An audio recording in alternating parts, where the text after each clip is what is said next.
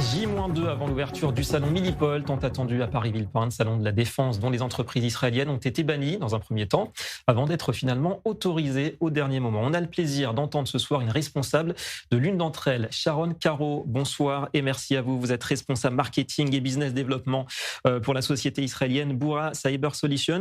Un petit mot peut-être d'abord sur votre entreprise. Que vient-elle exposer avant de parler du salon en lui-même ? À Bora Cyber, nous présentons des solutions innovatrices dans le domaine du cyber et du renseignement et nous allons montrer les points forts de l'industrie israélienne dans un salon comme Milipol. Donc un fleuron israélien, effectivement. Alors, on l'a vu compliqué, la route vers Paris cette année, encore une fois, pour une société de cyberdéfense israélienne.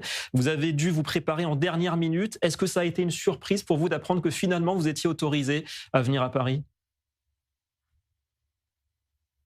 D'abord, ça a été une bonne surprise. Malheureusement, nous sommes habitués dans ce type de manifestation, de ce type d'interdiction.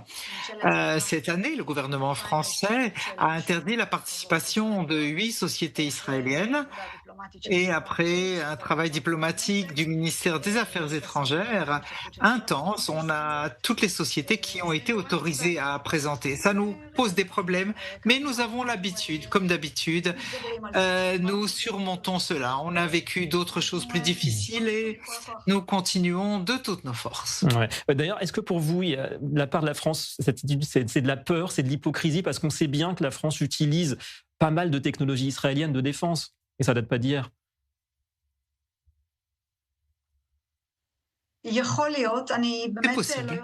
Écoutez, je ne sais pas quelles sont les raisons du gouvernement français. Je ne peux que dire que dans le passé, on a empêché la participation de sociétés israéliennes pour des raisons économiques, parce qu'elles étaient en concurrence avec des sociétés françaises.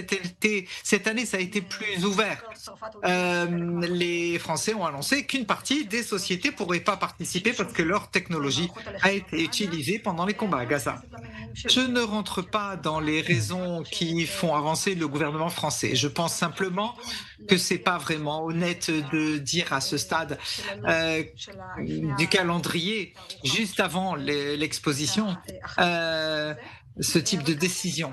Mais encore une fois, nous avons réussi à surmonter cela. Et si tout va bien, nous arriverons demain et mardi, nous commencerons la foire Milipol, comme il faut. Ouais, vous avez raison, c'est pas le moment d'en rajouter côté politique. Il y en a eu assez ces jours-ci. Vous vous attendez justement sur place à une ambiance pesante avec tous ces obstacles qui se sont accumulés puis qui finalement sont tombés les uns après les autres? Je ne pense pas, non.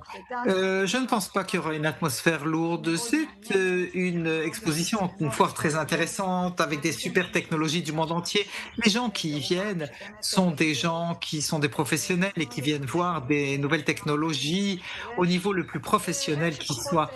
Et ceux qui ne veulent pas être en contact avec les sociétés israéliennes, eh bien, ils ne viendront pas voir les sociétés israéliennes.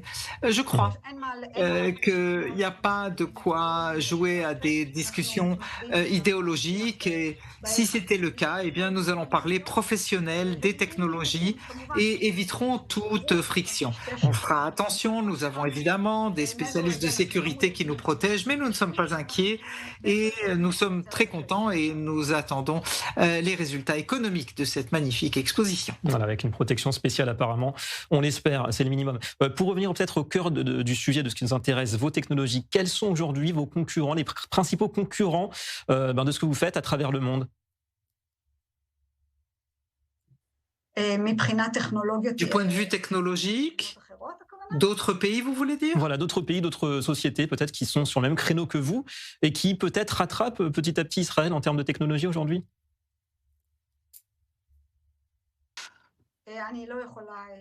Non, je ne peux bien entendu pas, je n'ai pas toutes les informations et l'information que j'ai, je ne peux pas la dévoiler à la télévision, évidemment.